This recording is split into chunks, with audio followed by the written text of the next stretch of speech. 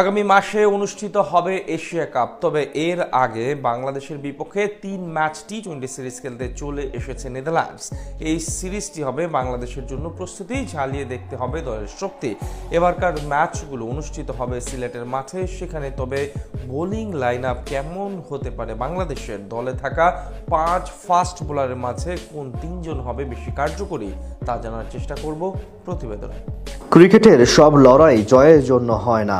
কখনো কখনো ম্যাচটি হয়ে যায় টিকে থাকার লড়াই, আবার কখনো স্কোয়াডের গভীরতা যাচাইয়ের সুযোগ। বড় দল হতে চাইলে এমন পরীক্ষা অতীব জরুরি। নিজের দলের খেলোয়াড়, স্কোয়াডের শক্তি এবং গভীরতা ঠিক কতটুকু তা বোঝার জন্য কখনো কখনো এই ধরনের সিরিজই সবচেয়ে কার্যকর মাধ্যম। এশিয়া কাপকে সামনে রেখে বাংলাদেশ জাতীয় দল এবার 3 ম্যাচের সিরিজ খেলতে নেমেছে নেদারল্যান্ডসের বিপক্ষে। এই সিরিজের মূল উদ্দেশ্য টাইগারদের স্কোয়াড গভীরতা পরীক্ষা করা। মাঠে জয় পেলেও সিরিজের সবচেয়ে গুরুত্বপূর্ণ বিষয় হলো কোচ ও নির্বাচকরা খেলোয়াড়দের সক্ষমতা, দিক নির্দেশনা গ্রহণের মান এবং দলীয় সমন্বয় কতটা শক্তিশালী তা ভালোভাবে বোঝার সুযোগ পাওয়া। আগামী 30 আগস্ট থেকে শুরু হচ্ছে 3 ম্যাচের সিরিজের প্রথম ম্যাচ। বাকি 2টি ম্যাচ অনুষ্ঠিত হবে 1 ও 3 সেপ্টেম্বর। সিরিজের সব ম্যাচ অনুষ্ঠিত হবে সিলেট আন্তর্জাতিক ক্রিকেট স্টেডিয়ামে এবং প্রতিটি ম্যাচের শুরুর সময় হবে সন্ধ্যা 6টা। কোচ ও নির্বাচকরা মাঠে খেলোয়াড়দের পারফরম্যান্স মূল্যায়ন করতে পারবেন, যা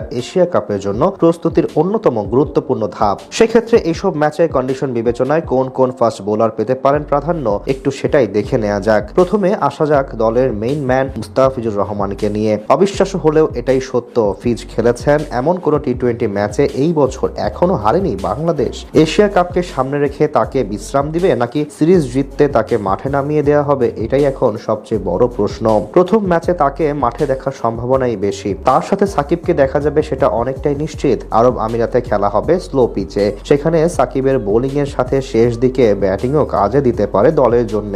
যদি সাকিবকে রাখা হয় তবে সাইফের সম্ভাবনা কমে যাবে, কারণ কোচের কাছে সাকিব ও সাইফের মূল্যায়ন প্রায় একই রকম। এদিকে তাসকিন ও শরীফুলকে নিয়েও আছে প্রশ্ন। দুজনের একাদশে থাকার সম্ভাবনা একেবারেই কম। সিলেটের বাউন্সি পিচ হয়তো এগিয়ে দিবে তাসকিনকেই, সেক্ষেত্রে হয়তো বেঞ্চে যাবেন শরীফুল।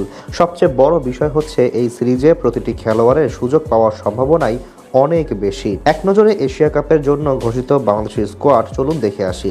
অধিনায়ক লিটন দাস, দলে আরও আছেন তানজিদ হাসান তামিম, পারভেজ হোসেন ইমন, সাইফ হাসান, তাওহিদ হৃদয়, জাকের আলী অনিক, শামীম হোসেন পাটোয়ারি, নুরুল হাসান সোহান, শেখ মেহেদি, রিশাদ হোসেন, নাসুম আহমেদ, মুস্তাফিজুর রহমান, তানজিম হাসান সাকিব, তাসকিন আহমেদ, শরীফুল ইসলাম ও মোহাম্মদ সাইফুদ্দিন। স্ট্যান্ড বাই হিসেবে রাখা হয়েছে সৌম্য সরকার, মেহেদি হাসান মিরাজ, তানভীর ইসলাম ও হাসান মাহমুদকে।